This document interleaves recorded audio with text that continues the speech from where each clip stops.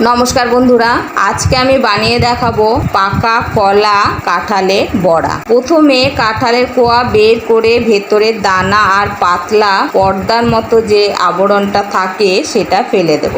আর নেব দুটো কাঁঠালি কলা। এরপর কলা কাঁঠাল মিক্সিতে পেস্ট করে নেব, একটুও যেন ডেলা না থাকে।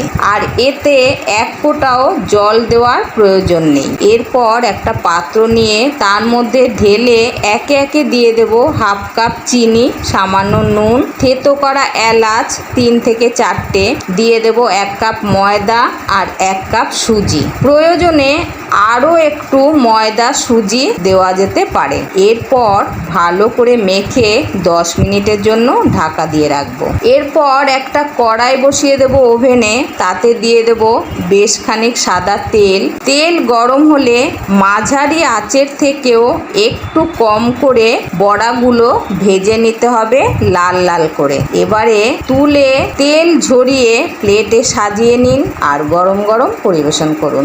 ধন্যবাদ।